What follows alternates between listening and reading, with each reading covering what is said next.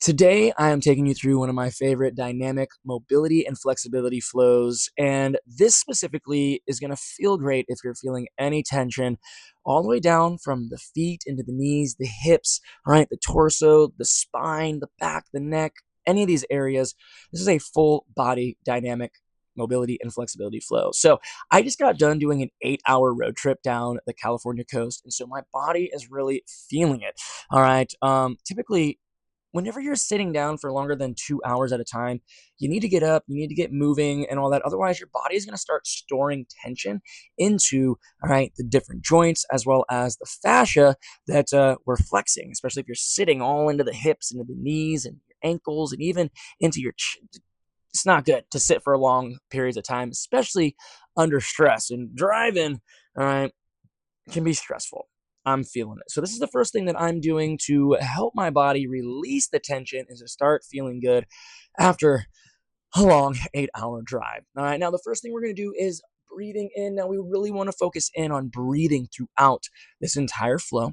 All right. If you can, breathe in through the nose real deep. And we want to be breathing from the stomach, not the chest. Stomach, big, deep breaths, inhales through the stomach. All right, as we go. Now, we're going to get a big reach up, lengthen out, and then I like to get a little chest opener and lean back. If you're going to follow me on the chest opener and lean back, squeeze the glutes to support the lower back, get a nice breath in, and we'll bring it back to center, and then we'll start getting into some obliques. So here we go. All right, reaching up, nice breath in, opening it up, lean back if you're feeling comfortable with it. Exhale out as we come back to center. Big inhale in, and then we're going to get into those obliques. Now, as we get into these movements, you can do anywhere between 4 to 10 if we're doing each side like this movement here. We call this a unilateral movement, all right? Single-sided movement. We always want to keep it equal for unilateral or single-sided movements. So anywhere between about 4 to 10, all right, total, for that movement. Now we're going to get into a nice forward fold.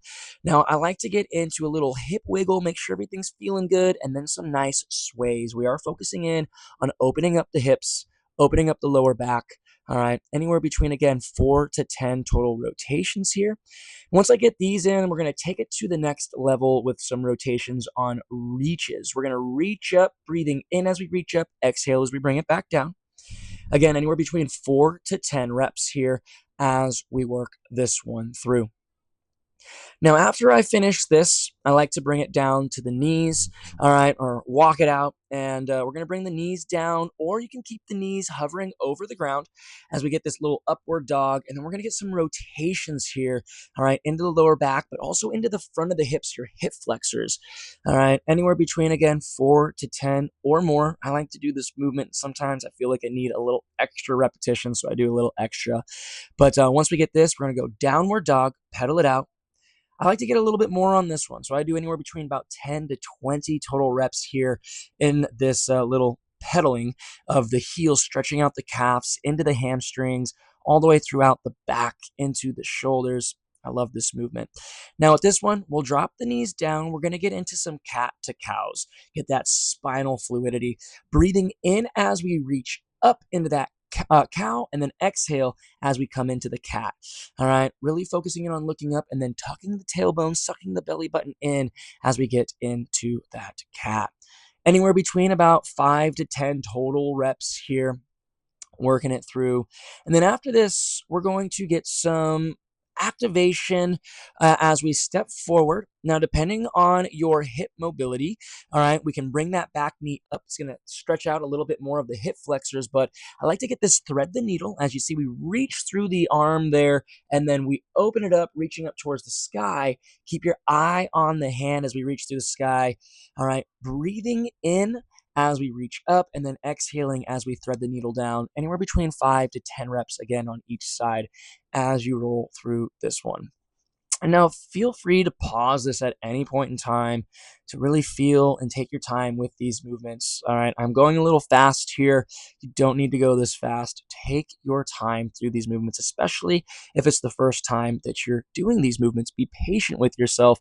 All right, they're not always the easiest, especially depending on how your hip mobility is and different things like that. So always be patient with yourself. Give yourself a little bit of grace, and just know that the more that you do these movements, the better you're going to feel. I like to go back to a little pedal after this just to see if we're feeling a little bit better into the legs than the first time we did them.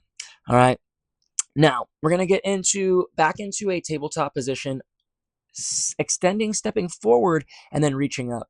All right. Bring the hands down, then bring the leg back, bring the other leg forward, then reach up. We are building up mobility within the hips as we get this dynamic flow working through. As you see, push the hips forward. You're going to feel the knee that is down on the ground, the hip flexors on that side, we are opening up. This is one of my favorite ones and one that I need to do almost every day to make sure that I'm taking care of my hip flexors, specifically on that right side. If you've been following me for a while, you know that I've had an injury on my right side there. And movements like this ensure that that injury doesn't come back, or that it doesn't get worse or prohibit or get tight, or just start giving me a hard time. So by doing mobility movements and these dynamic movements like this is your insurance in making sure that we're not going to re-injure ourselves or begin to take on more aches and pains. All right. Most people just say, oh, I'm getting old and my body's starting to fall apart. But really, we're just not doing things like this. Now, this is an amazing one. Again, back into the hips, 90-90s. All right. Now, I'm going to take you through 3 variations. This is just a rotational 90-90, the simplest form. Want to make sure we got good posture, staying nice and tall. And I plant the hands there, try to maintain that posture. And so I'm not hunching over or leaning way over to the side. We want to try to stay nice, centered, and tall posture as we work through these 90-90s. Now, I like to get about 10 total, so that's 5 on each side. Then I go into the next one, which is a little a fold. All right. Now, this is very similar to like your pigeon stretch. All right. I like to get 5 folds on each side and really trying not to round the back as we reach forward. So I try to focus on the belly button coming through first, keeping the chest tall to try to maintain as much posture as I can. And by sliding that arm forward, kind of helps maintain the posture as we roll that through. Now, again, we're going to get 5 on the other side here. And pay attention. All right. For me, this right side that this side is very stiff. This side is carrying most of the tension. But again, I had an injury on this side. All right. About a year, 2 years ago, maybe even longer. It's been a while. So, but from that injury, it gets very tight. All right. This right side of my hip, I've got to give a lot of love and attention. Otherwise, it's going to get worse and it could lead back into another injury. So we want to be mindful of those things. Now, the next variation, we're going to start working the actual ball joint of that back leg, extending the leg back out. This is helping strengthening your hip flexors, but really getting that ball joint moving and just making sure we're getting any glued fascia. All right, unglued, and we're getting freedom within the hip. Now, again, both sides, see how it feels. All right, you might feel a little difference from the left to the right side, and that's one of the big notes we want to take, because that could be telling us that, well, we want to be mindful because there's something that could be wrong or a big imbalance between that left and right side that we may need to take further action and taking care of, which is myofascial release. Maybe we need to go see a chiropractor or acupuncture as for some further assistance in these sides. I know that I've had to plenty of times. So, all right, they're useful tools to help us out. Now, after this, I like to go into a nice low, deep squat, opening up the hips, getting a little wiggle and side to side movement. And then after this, I go ahead and stand up and build the fluidity in the body and see how the body feels taking some impact, and just getting the whole body in that standing position and making sure everything feels good with some light lymphatic, all right, rebounding and some jumping jacks. And then I start to throw some rotational type of movements in as well. Now, the important thing here is that we allow the body to start taking on some impact, making sure that the joints and the muscles surrounding your stability and all those muscles are activating, all right, and that they're going to support the body now. So some jumping jacks, some light rebounding, some rotations in there, some lateral types of movements. These are all going to be important to make sure that the body is functioning properly and going to support you the way that we want it to. So I really encourage you, start doing these movements. If you're sitting down for more than 2 hours a day, and you need to start doing these movements daily, this is going to be, all right, basically your preventative care to make sure that your body doesn't break down on you.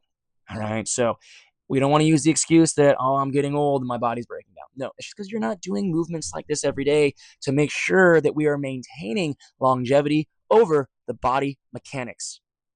That's all it really comes down to. So, all right, try this out. If you find value, if you find utility, if this feels good for the body, continue to do it. All right. Like, subscribe, share this with anyone that you know that could benefit from this. And again, check out some of the other videos here and see if you can learn something. All right. That's what we're all about. We just want to come on here and try to teach everything that I've learned over all right, my health journey here. And if you want some one-on-one coaching, you guys can find me at www.christianborjahealth.com or on Instagram or TikTok at Christian Borja Health. Send me a message there or apply for my one-on-one coaching online, and would love to chat with you and get to see how I can help you along your fitness journey. Until next time, sending you lots of love. Greatly appreciate each and every one of you tuning in and watching the video. Again, like, subscribe, and we'll see you on the next one. Bye.